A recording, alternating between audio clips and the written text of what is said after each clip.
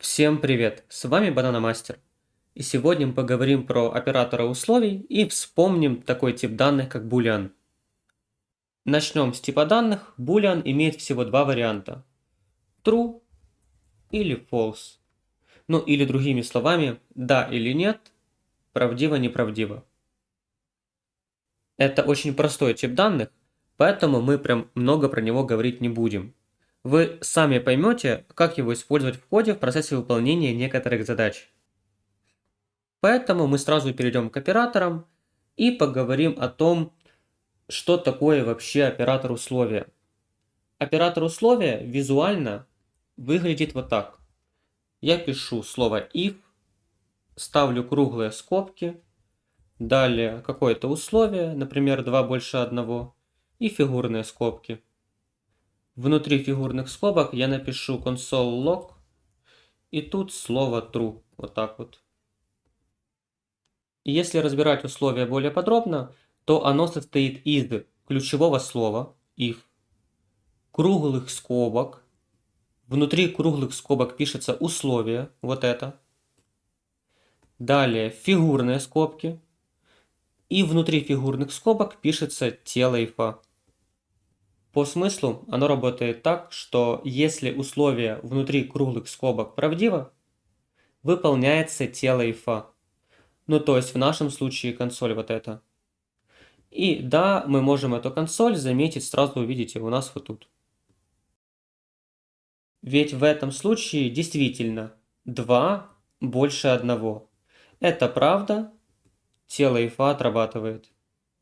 Если же условие было бы ложным, ну я вот так вот сделаю, то в таком варианте тело if бы не отрабатывало. То есть if это такой оператор, который помогает нам что-либо проверить.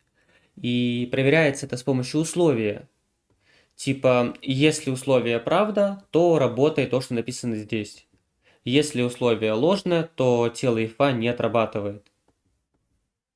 Я напишу более сложный пример. Сделаю для него две переменные. Переменная min со значением 5 и переменная max со значением 20. Далее пропишу само условие, где будет min меньше max. И если это правда, то я буду в консоли выводить слово max, также переменную max, вот так вот, ну и слово true. Как это будет работать? Если условие true, то выполняет то, что написано в теле if, то есть все эти консоли. И да, мы можем их заметить у нас вот тут. Условие if я могу писать самостоятельно, как вот так вот написал, или могу писать его в связке с другим оператором. Другой оператор называется else. Пропишу я его вот так вот. И именно после кавычки if, вот этой, прописывается слово else и ставятся фигурные скобки. Что такое else?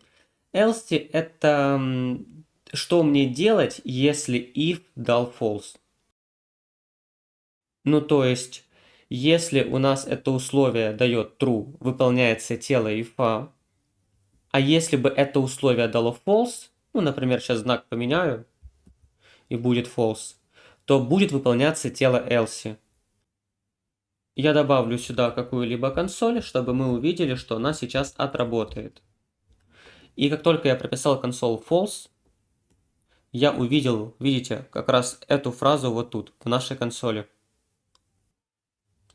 В данной конструкции все это работает так.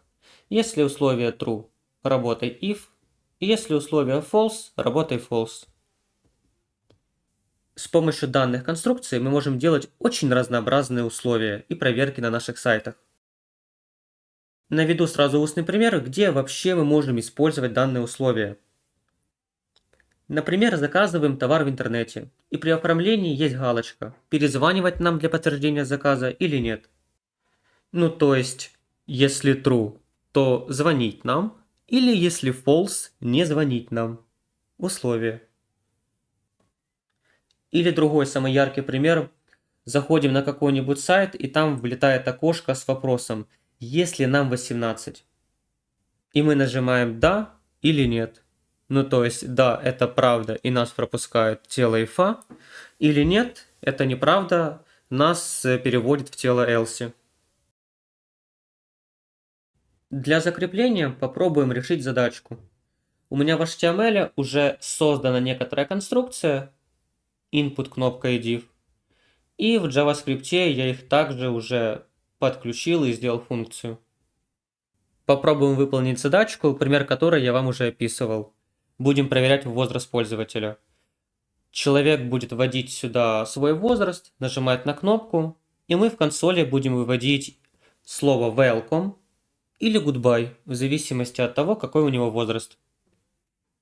Начну я решение этой задачи с того, что получу данные из поля ввода.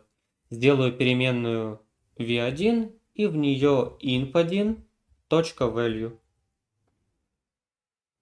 Сразу же после того, как подключил, переобразую наши данные в число с помощью плюсика. И ниже могу приступать к решению. Пишу if, внутрь условия переменная v1 больше 18. После добавляю фигурные скобки и ниже добавляю сразу else. По задаче, если пользователю больше 18, выводим в консоль welcome. И если меньше, то мы выводим слово goodbye. Проверим, как это будет отрабатывать. Напишу сюда, давайте, 20, клик welcome. Напишу 10, клик goodbye. Наше условие работает верно.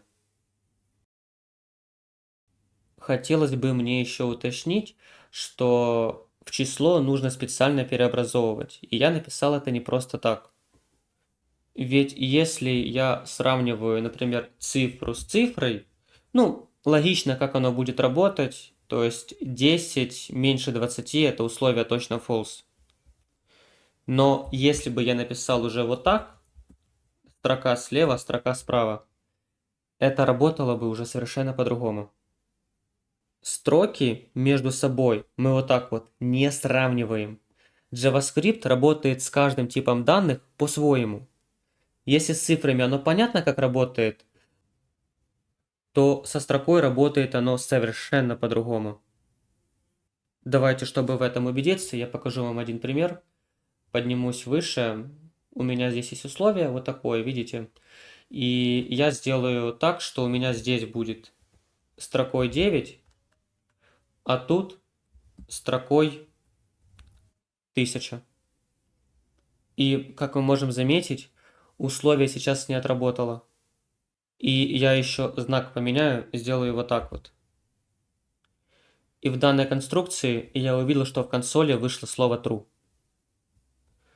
И я смотрю на условия, и JavaScript считает, что 9 больше, чем 1000. И для него это правда, потому что это тип данных строка. И если бы это написано было числом, то в таком примере оно бы работало для нас очень логично. Ну, я консоль не увидел, значит условие стало работать как false.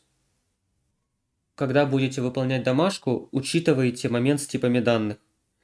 И строки не сравнивайте между собой. Переобразовывайте это в число и работайте с числом. На этом все. С вами был Бананомастер, разработчик, который может объяснить все. Домашка, как и всегда, в описании под видео.